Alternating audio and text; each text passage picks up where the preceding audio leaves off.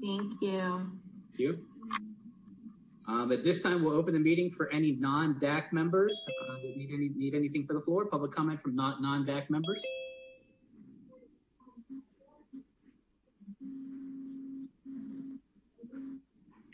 All right, we'll say there are no comments from non-DAC members. So we'll move to our board update from board member. Good evening, everybody. Chris Patrica here. I want to give you a little bit of a pep talk to start my comments this evening. I have COVID fatigue. I'm sure most of the people in this meeting have COVID fatigue. And I ask and really beg for your patience and your continued participation in the safety measures that we're taking in our schools to slow the spread as much as humanly possible. I was at chair, Mr. Hertz, came in front of the school board to give his sort of recap of what's been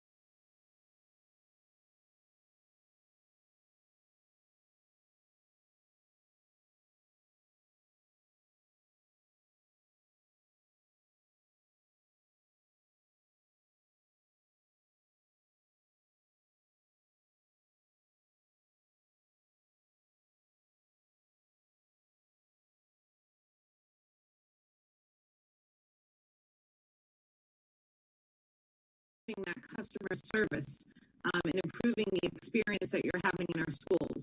So I really just want to commend the members of this council for transitioning DAC from not a very effective sort of advice council to the school board and to council to being very, very highly effective in terms of effectuating actual change in the district. I want to thank you for that. That's my pep talk. The next part of my board update is a request. Dr. Spiro, do you have the ability to put up on the screen our legislator's contact information? We do. Erica's going to do that for us right now. She's prepared to do that. Fantastic. Thank you. So we talked last time about our legislative priorities, and the first you see there is accountability. What we're asking our legislators to do for us this year is to conduct those end-of-year tests, the FSA and the EOC's end-of-course exam. We're asking them to conduct them, but not hold the results of those tests against our students or against our teachers in terms of their annual evaluation. I think the reason why we're asking for that is pretty self-explanatory. We want those tests because we want to see where our students are so that when we begin the next school year, we can meet the students where they are when they walk in the door. But at the same time, given the tremendous disruption of the fourth quarter of last school year, in conjunction with the tremendous disruption of having some students be virtual and some students be face-to-face and some students transition from virtual to face-to-face, it hasn't been the most effective school year from an educational outcome perspective. And so we would hate to see students lose their ability to graduate, or we would hate to see teachers penalized because they had students who were particularly impacted by the pandemic and simply incapable of performing at their highest potential because of the pandemic. So my ask for you is this. On the screen, you see the state senators and the state representatives, you can screenshot this if you would like, who represent our area. And if you have a relationship with any of these people, please reach out to them and let them know how you feel about this legislative priority or any of our legislative priorities. I don't want to spearhead a letter writing campaign. I don't want this to be a standard cut and paste email that their inboxes are inundated. What I'd like you to do is tell personal stories, help them to understand what it's like for your children to be in these classes if you're a teacher, what it's like for you in class this year, and why changing the accountability system for this year at a minimum would be so helpful to you and help them to understand the situation that you're in. Those are my comments unless anybody has any questions.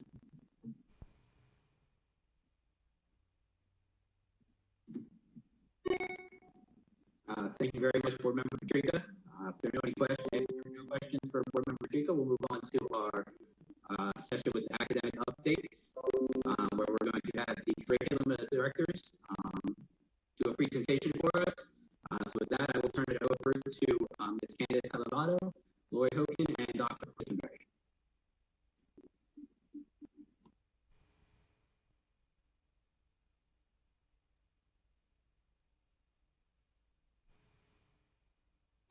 Dr. Quisenberry, I believe you're still muted. I see you talking, but nothing's coming through.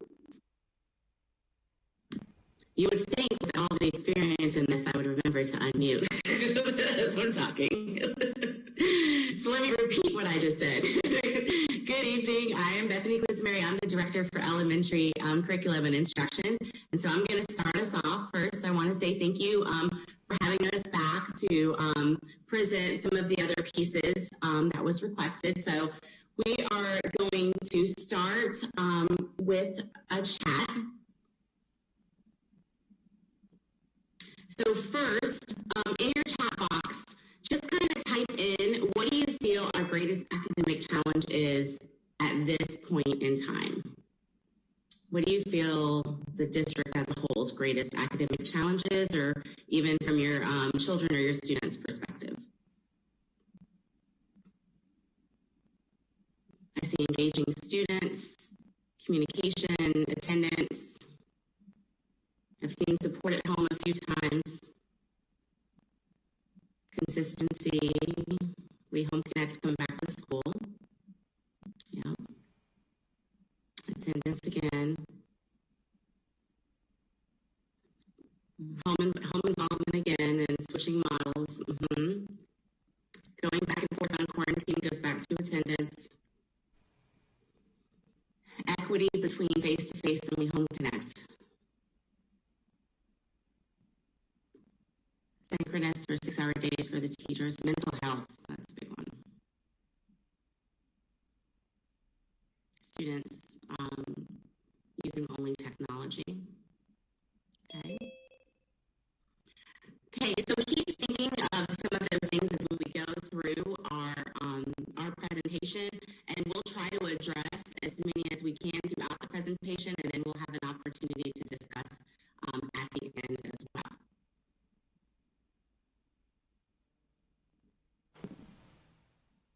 Candace is dragging, sorry. Go back to the first slide for me, Candace. So communication came up in the chat a few times, and that was actually something that we heard loud and clear the last time that we presented, and it was one of the things that as academic services we came back together and really started brainstorming on different ideas for how we could help increase our communication. And we heard a lot of great ideas from this committee. As you know, we were able to begin the newsletter that we discussed and I believe was presented at your last meeting to be able to implement. And that's just one of the ideas that came out of your feedback. And another piece of communication that we have began, go ahead, Candace, is through Parent University. And I believe that you're all familiar with our Parent University and how and when it is pushed out. If you're not at the end, we can answer some questions on that.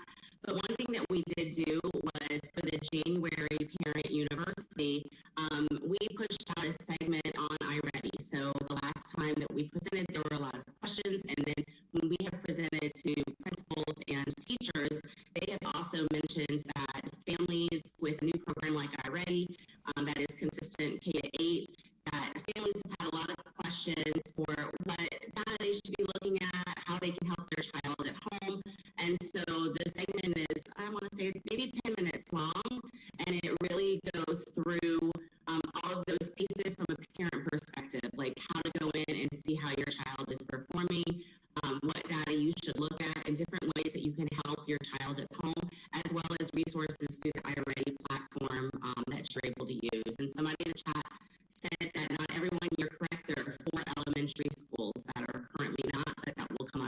next school year. So that's just one piece that we will continue to do. January was iReady. When we move into February and March and so on for the rest of the school year, every month there will be a different curriculum or content based for Parent University for us to be able to push out to help communicate with our families.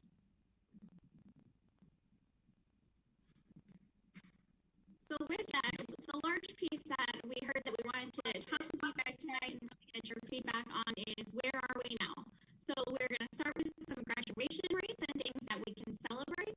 We're going to talk about instructional model changes and our current numbers. And then we're going to talk about progress monitoring. That's why one of the reasons that Dr. Quisenberry just brought up about Parent University, because we're going to be talking about our iReady data since our students right now, K-12, are in a progress monitoring window. We started progress monitoring on January 19th and it closes for the district on February 5th. So just a few pieces.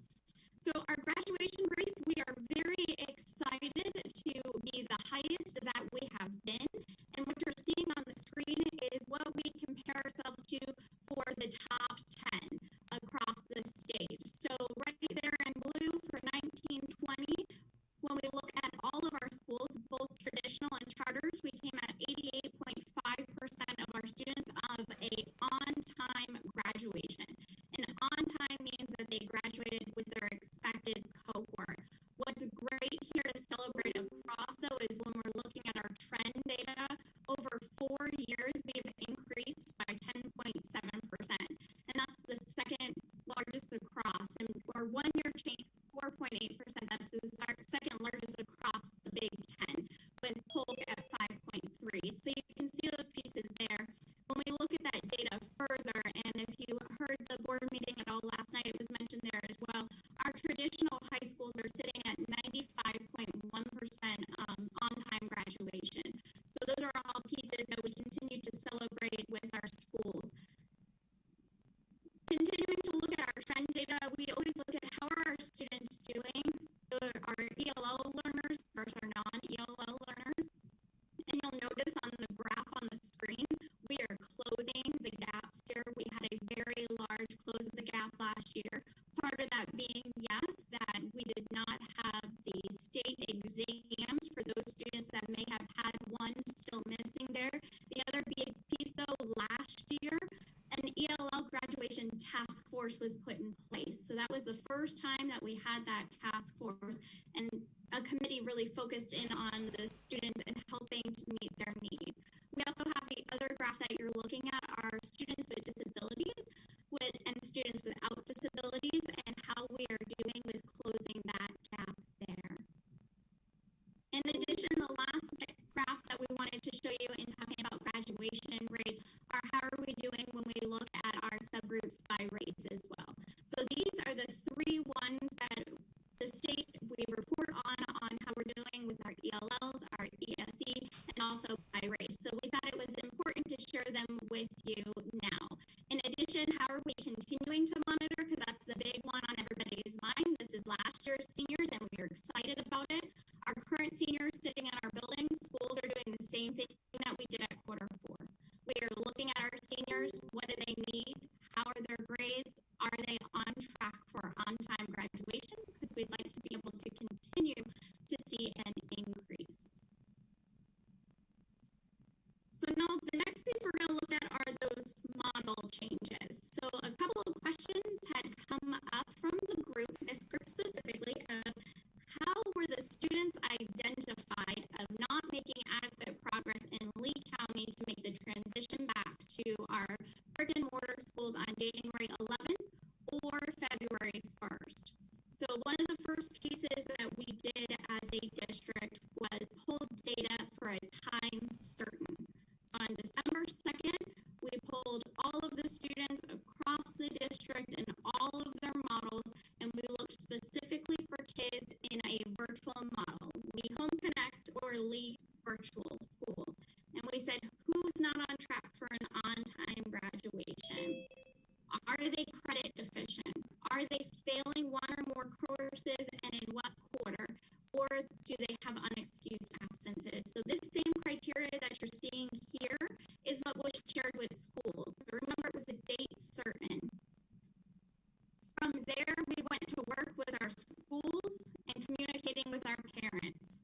So we created them a flow chart to be able to see how are you reaching out. So schools reached out to their families via phone, inviting them back. Now the big question has come into play, but wait, that was time certain. Grades were put in. My student was no longer failing.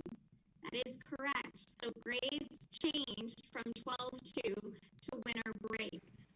Grades went up for kids, but in the same realm, grades may have declined for some students. So it was important that we used a time certain point.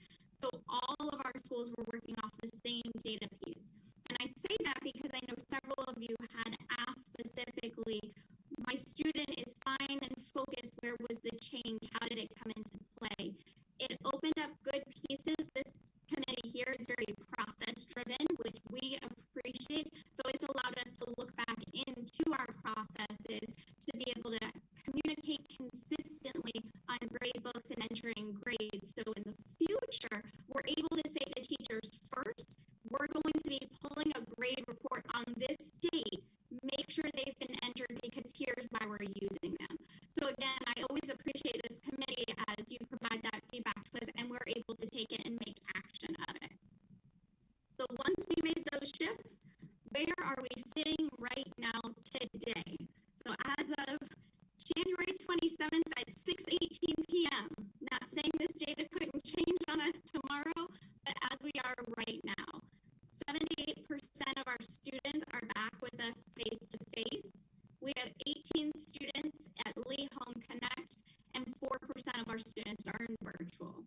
Now, please note these numbers are going to change one more time here on February 1st. February 1st is going to be the start of our new semester, so we do have more LVS students joining us back. So that's an update of where we are and how we got to this point with our instructional models. So I'm going to turn it over to Lori and talk a little bit about some of our resources for them. Good evening, everyone. I'm Lori Hutchin, and I'm the middle school director for curriculum. So one of the things that I saw in your chat was the concern about equity between our Lee Home Connect and our face-to-face models, and we also anticipated that we wanted to be able to support teachers and students evenly and give them more resources than we traditionally do so that we can ensure success. So in some cases, we purchased resources.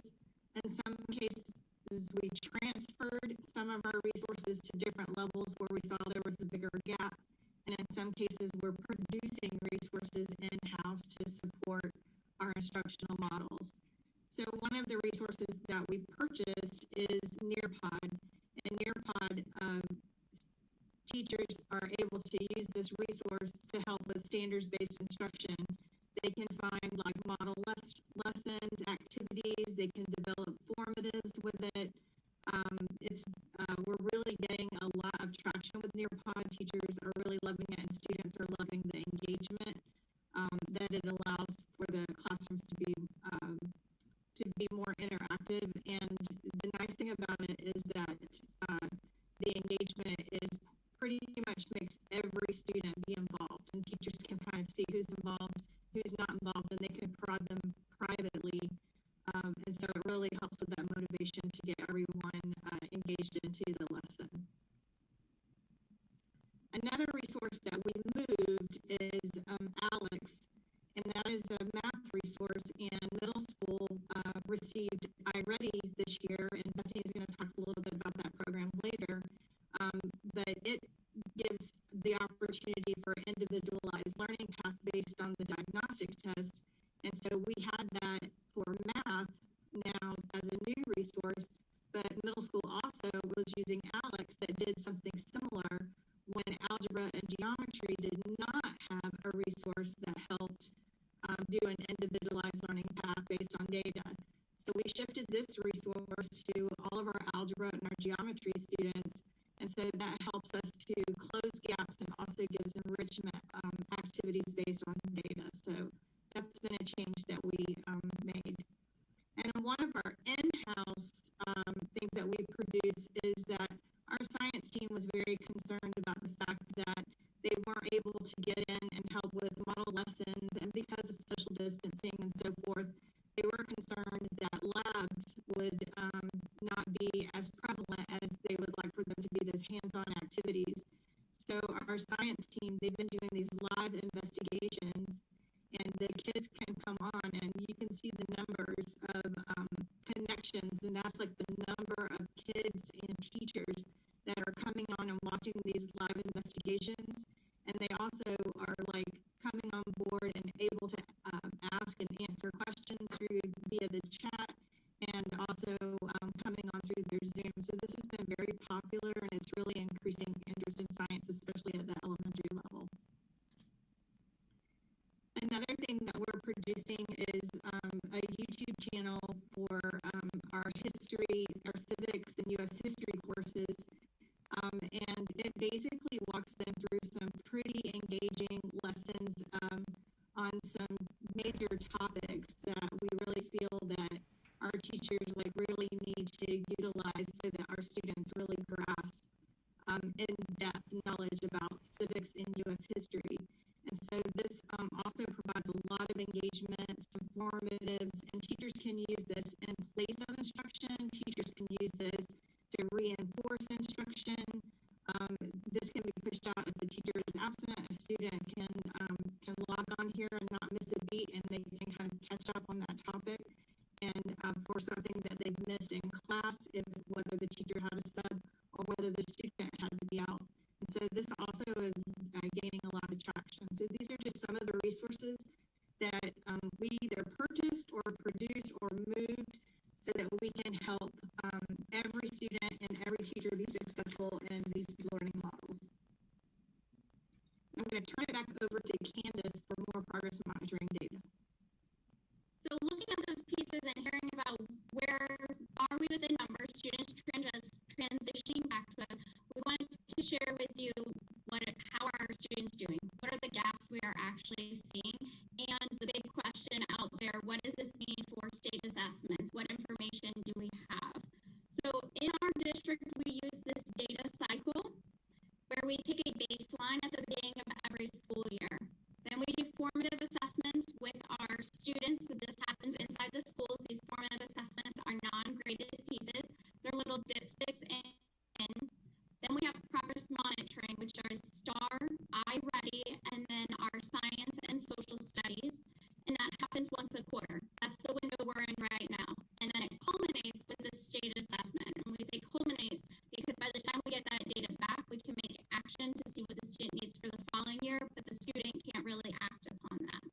So the state assessment piece is that big piece that we all have looming with us right now. Truly appreciated Ms. Patrica starting the night with those legislative pieces and how you guys can help support us.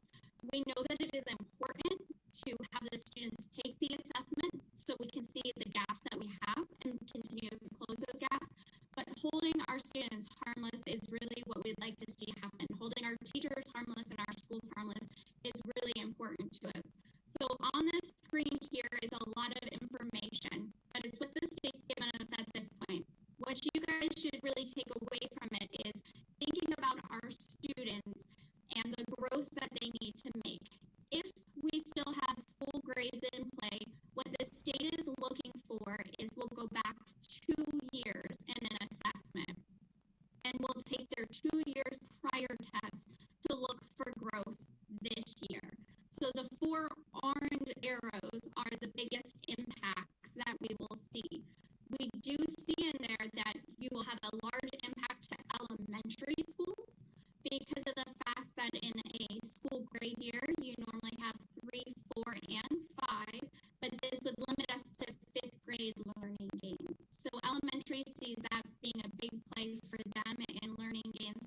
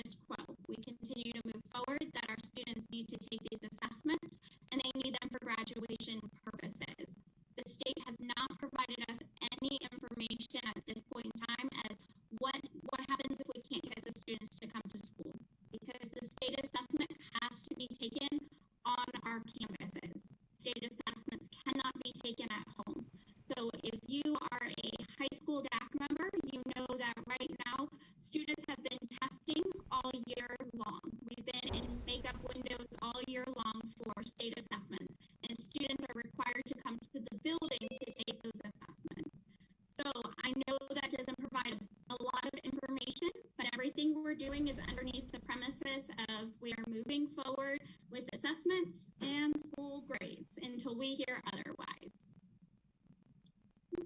My mouse, sorry about that.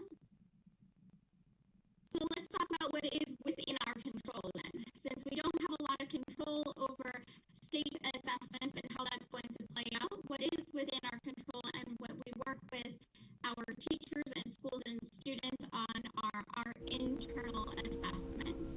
So we utilize, as you've heard say a couple of times, the iReady and STAR, but we also have for our students that are in reading programs who need some intensive reading support, we have additionally Language Live, System 44, and Read 180. So these are all tools that you're seeing on the screen that our teachers use and our students are engaged with. I'm going to let Bethany talk a little bit about the iReady, and then we're actually going to take you out and show you right now how our data looks. So some of the questions that we get often is how are students performing compared to the state of Florida or compared nationally or compared to previous years. So one thing in our baseline data chat, iReady was able to provide some data comparing just those things. So if you look at the chart in front of us, they even broke up in school versus entire district. So if you look at the third row, it says district, and it shows that for ELA, and remember, this is the very beginning of the year, so this is how the students came to us. Students are currently taking their mid-year assessments, so we don't have that data completed yet, so this is from when they first entered school. So that third row shows that 35% of our students, first grade to fifth, no, this is K to 5, K to 8, I couldn't remember if it was before or after because K takes it a little further in the year, so I apologize. It's K to 8. 35% were on grade level for our district as a whole.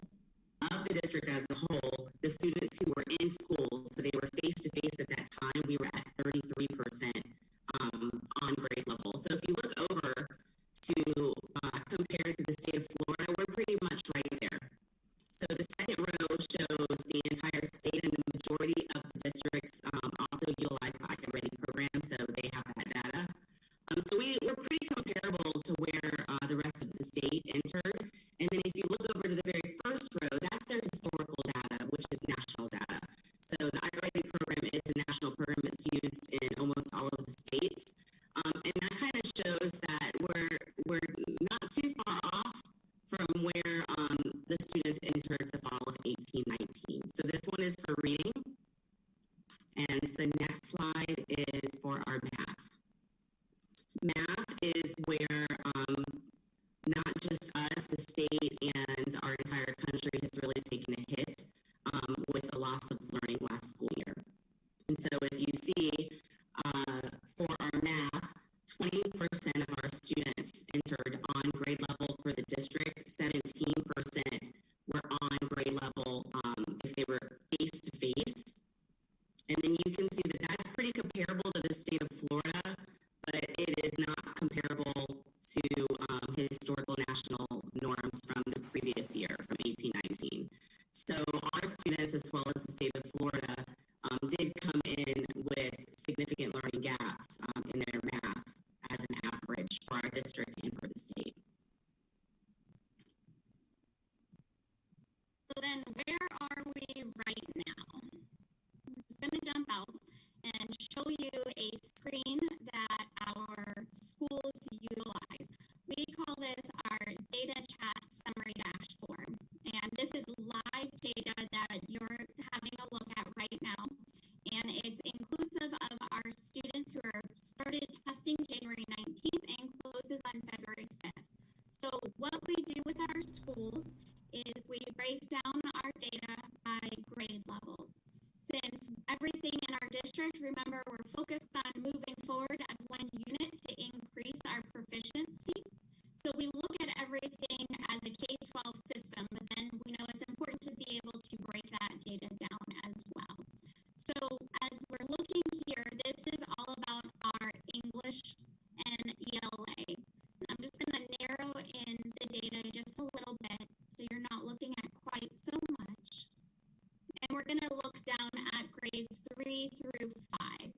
students for third through fifth is our state assessed areas. And the question specifically had come up about students and testing and where is it. So just for ease, we can kind of look at our data and where it is.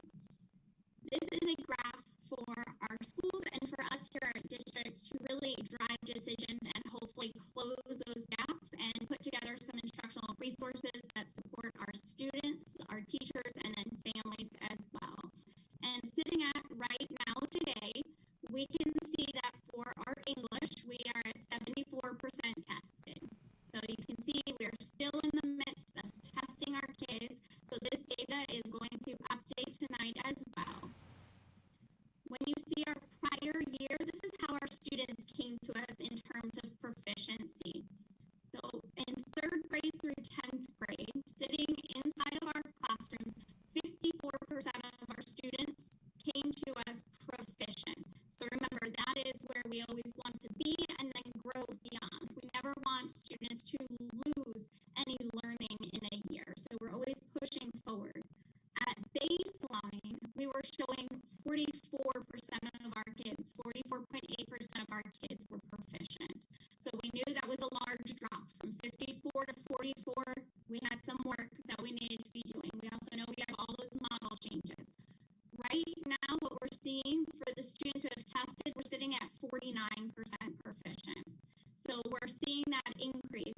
We know this number is going to continue to change, so we will continue to model it. As we work with our schools and our teachers, the big piece that we have, though, is how are our students doing on the different instructional models. We can take our data that we have here and we're able to quickly grab just our Home Connect kids and say, how are our Home Connect kids doing compared to our face-to-face kids? So for our schools, it was very tiny. I'm not sure if you saw it. The graphs readjusted, and now my students I'm looking at are justly Home Connect kids. We can do the same thing and say, how are our face-to-face students doing? And just grab the face-to-face students, because we know as we're talking about this next section of closing those gaps and getting kids what we need to know where are they at. So that's kind of a high-level overview of how we're seeing. So you're seeing that our current ELA data, it is up from baseline, which is going to be happy for us. We are still down from where students came in, which we knew we're working on closing that. So what we're going to talk to you about next is what we're putting in place to help teachers with that.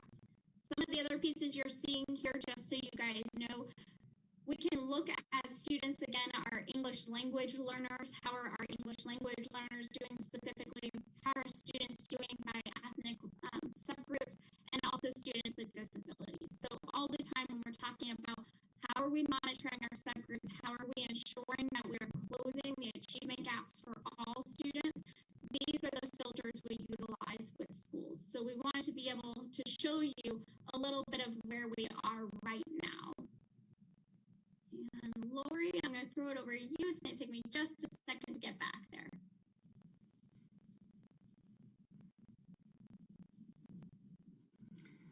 So as we're finishing up our diagnostic tests, we're also looking at how to respond to the data. So as soon as our quarter 2 comes in, we have plans to fill the gaps. So this is elementary's plan, and they have a plan for ELA, math, and science. And so they have resources that are aligned to standards, so as teachers discover which standard they need to move the needle on for a certain group of students, they can group the students accordingly, and then they have these resources that are aligned to each of the standards that give not only a second chance at instruction, but it also gives some practice activities and then the ability to give some formatives to see if the intervention has helped. And then for secondary, we call ours drill down, and but it follows the same process as elementary. And beginning February 12th, we just trained all of our leading and learning teams on drill down, and we walk them through their data and how to pull data so that they can also look at the formative data that they just finished and the progress monitoring data. And then they have these learning paths that are based on standards that provide instruction, practice, and then formatives, and then additional instruction in case the intervention needs some more time. And they also produce these by achievement level descriptors so that if a student needs enrichment, like they're already proficient in that standard and we want to move them a little further so that they maintain a level 4 or maybe move to level 5, they have enrichment aligned to the standards as well.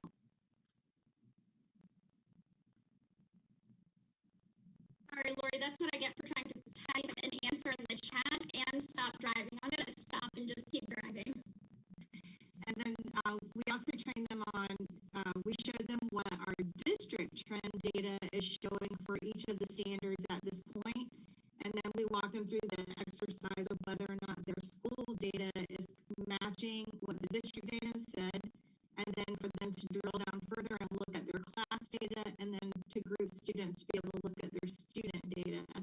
So this is just the process that we use to be able to determine what drill down needs that their classroom and students would have. And then once we finish with drill down in third quarter, then we move into just in time. So we develop just in time at the elementary, middle, and high school level for all of our tested areas. And it's a spiral review that allows students the opportunity to see how standards work together to either solve math problems and or reading and or science. So like how this, so they're not doing standards in isolation at this point. They're seeing how standards work together. They're also getting some practice with the same type of test items that they see on their assessment. So so that they get a look at that. And it just gives them a better understanding of how standards build and how standards are meant to be in play with one another. So this is our just in time.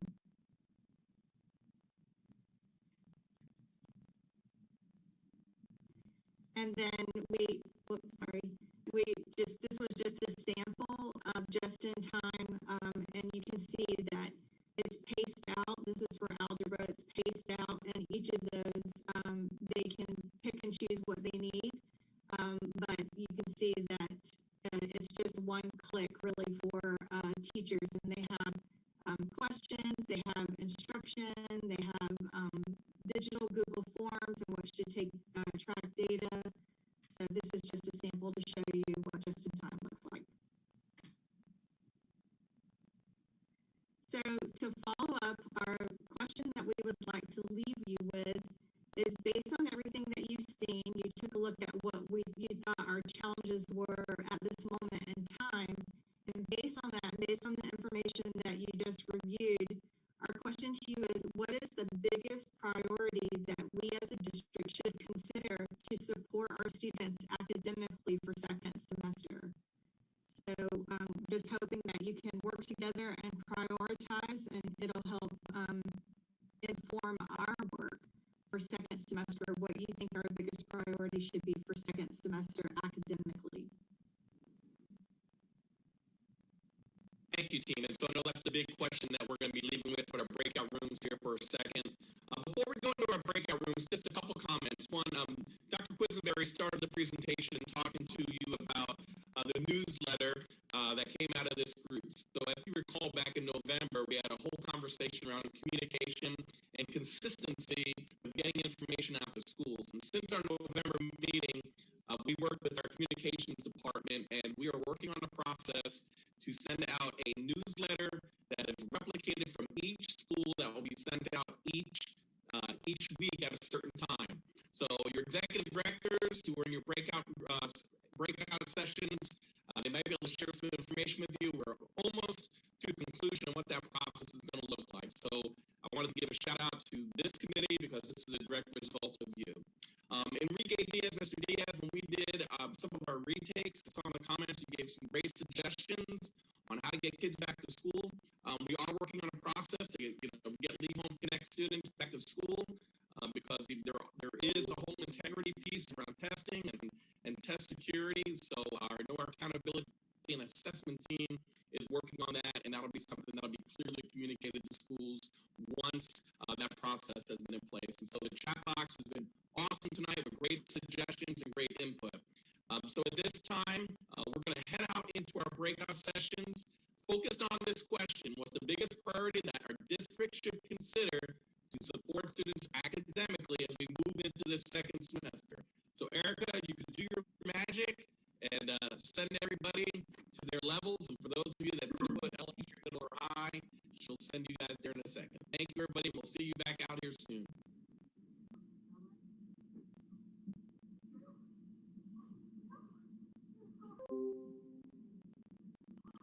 Kristen R., do you want elementary, middle, or high school? Elementary. Dante? High school. George Miller?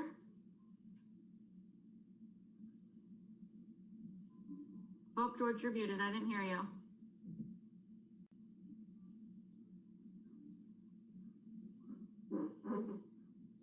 Heather?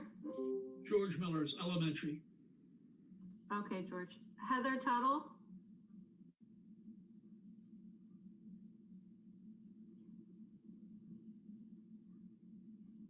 John Shannon?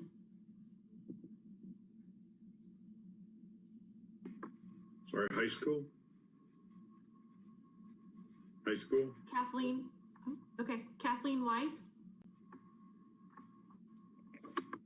High school. Maritza?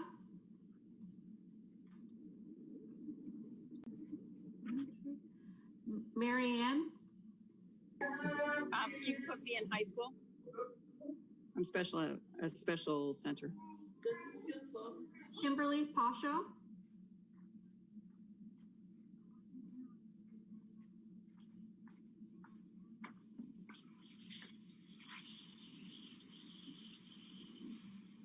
No, Kimberly. Is it Shanae? Or Shania? It's Shanae. I'm supposed to be in the middle school group, but I wasn't savvy enough to change my name with the M at That's the okay. end. Sorry. Okay, I'll sign you. That's okay. Thank you. Sharon? High school, please. Mindy? I can do middle school or elementary. You tell me, ma'am. Which one do you want? I'll do middle school. Okay. All right, come on, bring it in. Suzanne? High school, please. Ann? Tika?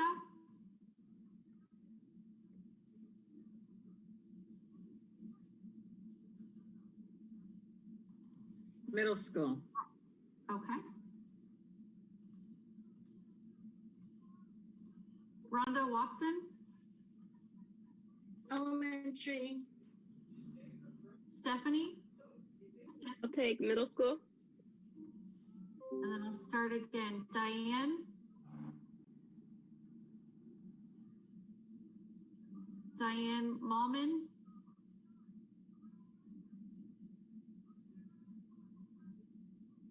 Heather Tuttle?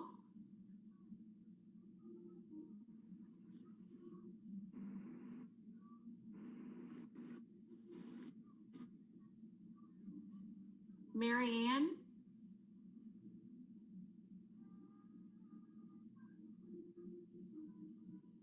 Kim Pasho? Kim said her microphone's not working, but in the chat, she said elementary, please. Oh, I'm sorry, for Kim? Yes.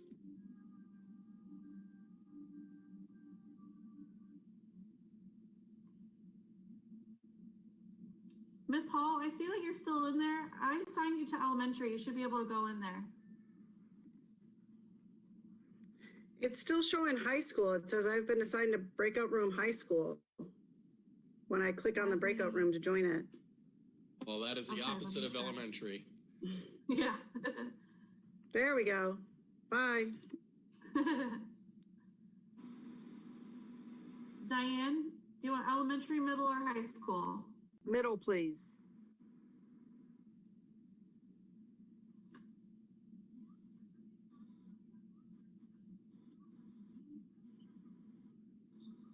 Heather?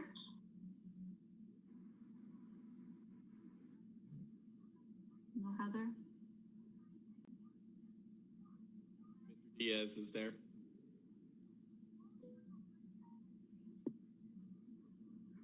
Erica, do you have, this is Enrique, do you have me in the breakout for high school? I do. You're assigned to high school. You just got to join. It says that you're not joined. Yeah, how do I do that? I mean, I'm doing it from my phone this time, so it's really learning experience for me. How do I'm looking at the I didn't screen. hear you. Oh, you're breaking up. I haven't done it on the phone before, so I'm not sure.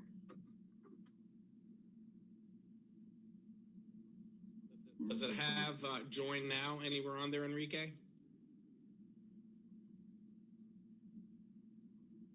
I think he's frozen now. Jessica has an E next to her name.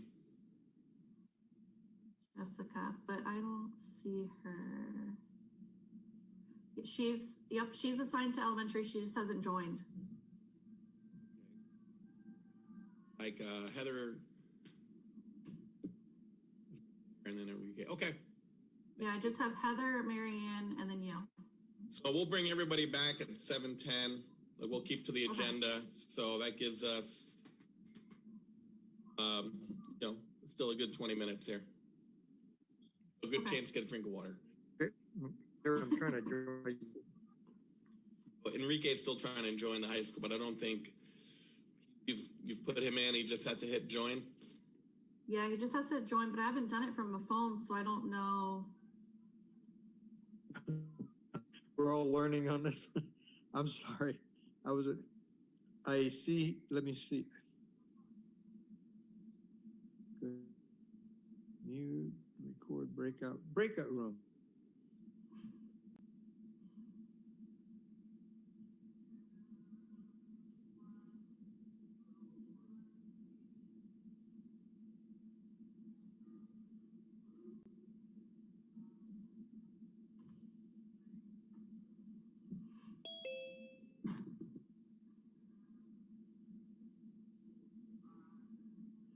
Hi, Mary. Which room would you like to go to? High school, please. You got Thank it. you.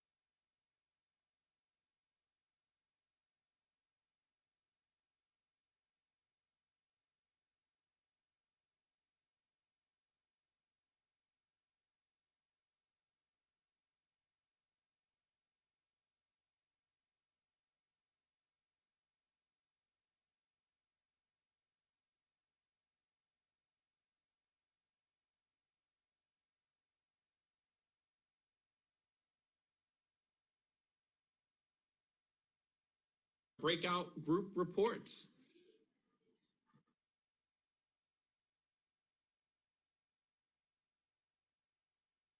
Sorry, I forgot to hit unmute. Elementary school, we'll start with you and your breakout group report.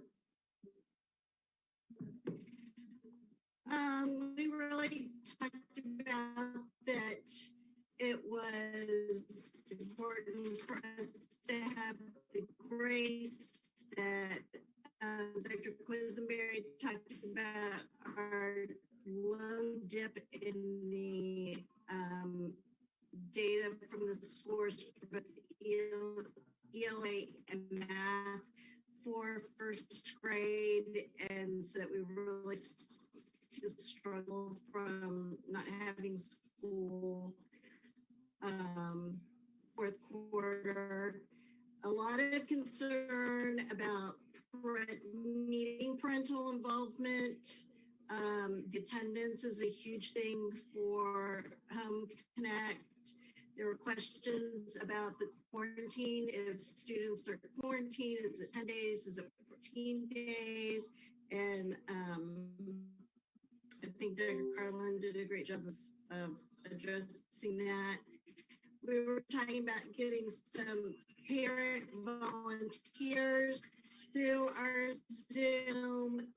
Carrie had talked about that maybe it may be an option to allow for some more self-pacing in Zoom through the lessons, because it's difficult for students to attend to a Zoom class for 6.5 hours a day. So maybe if we could integrate some self-pace of lessons, that we really need the students' support and tutoring and remediation through Zoom for the second half of the year, first semester. And there was talk of some outdated websites. I think Dr. Q is going to look into that, and really just talking about lack of focus. It's difficult for the students, it's difficult for the parents, and just again touching back on just grace for everybody. And that's we're good for elementary. Thank you very much, Ms. Watson. Middle school? Middle school, the primary concern still has to do with Lee Home Connect having like an equitable educational experience as face-to-face, but especially for students who are quarantined. They are going like long periods of time, 2 weeks, without like direct instruction. A lot of them are just logging on to Google Classroom, and if students are quarantined more than one time, their concern is how far behind that they're going to be without having that direct instruction. So that was the main concern. And then a secondary concern was how long it's taking to do the diagnostic, which it is our first year using it for iReady. And so we talked about some problem solving for that as well. All right. And high school. Hey, friends. We talked about a few things. One of our concerns was quarantine. In some cases, some students end up with back-to-back quarantine.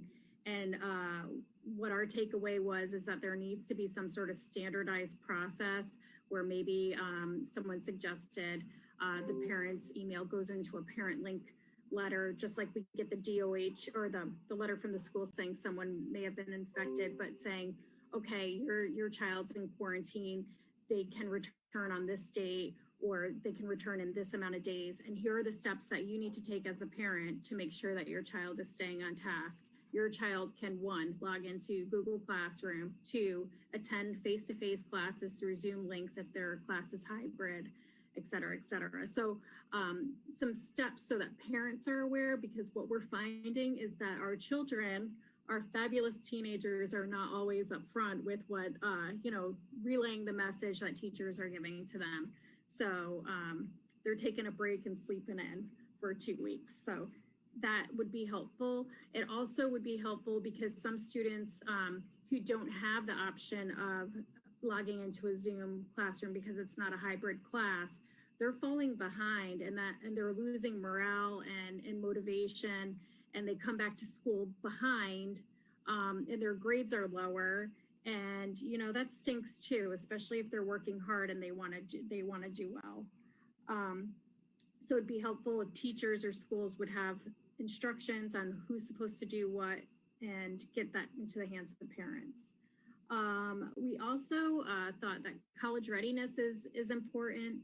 And if in that newsletter that's going to be going out, if there is a section in the high school newsletter that provides important dates, like, hey, this is the day that you have to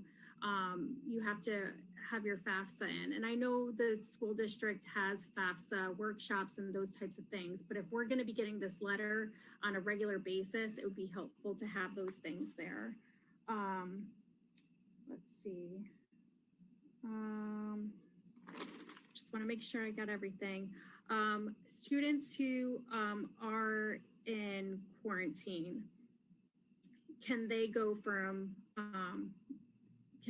and switch into Home Connect now that kids are able to switch back and forth according to the state? That was a question.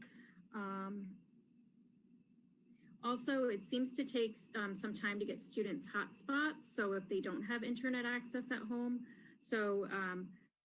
and they're quarantined, so perhaps a process to speed that up to be able to get them a hotspot. So kids who can't log in or access Google Classroom during those 2 weeks, they can hand a kid a hotspot and say, here you go, no, get out of here, go home, keep learning. Let's see. Oh, and lastly, and very important, so ESE student classroom support is limited. And there is a disparity between the levels. Elementary school seems to get a lot more support as opposed to middle school and high school. And this is something that needs to be addressed. Also, when the custodians are quarantined, I'm sorry, I'm skipping a little bit. When custodians are quarantined, the district does not send replacements and cleanliness suffers. And in high schools where we're getting a lot of the quarantine letters, this could be an issue. And lastly, I'm going to jump on the tutoring bandwagon for middle school. It would be helpful. I have a middle school student who's going to be entering high school, and I can imagine this is true for high school parents. It'd be helpful to have guidance provide a list of tutoring resources to parents if their child is failing. So not just your kid's failing math, like your kid's failing math, please contact us for some tutoring resources. Thank you. Thank you very much. At this time, we'll open the floor for public comment from non-DAC members. We'll say there's no public comment from non-DAC members. So at this time, I will entertain a motion to adjourn the meeting. Can we do a good of the order, please? Oh, excuse me. Mr. Wilbur, before you end the meeting, I just want to make sure everybody remembers there is definitely a lot of questions that came up tonight, and we will answer all those, even those that are in the chat boxes. So when you get the notes, it is crucial that you look through those, because we give you, who answered them and what the answer was, because it really helps us gauge where we are inside of the school district right now. So very thankful for all the suggestions and the feedback, especially as we're at the halfway point. So I just want to say thanks, and we will go through the chat box, and we will go through all the questions that were submitted through your executive directors and make sure those are answered. So thank you. And Grace, go ahead. I was saying, can we do good of the order, please? Oh, we have a motion for good of the order? Yes, please, motion for good of the order. Motion, second? Ms. Rathburn, second. All right, our next meeting will be February 24th, where we'll be discussing the proximity plan at that meeting. So we look forward to seeing everybody there. So I'll motion to adjourn the meeting. I motion. And that was Ms. Robinson motions. I second. I'll second. I got Rhonda Watson second. Thank you very much, everybody. Have a great evening.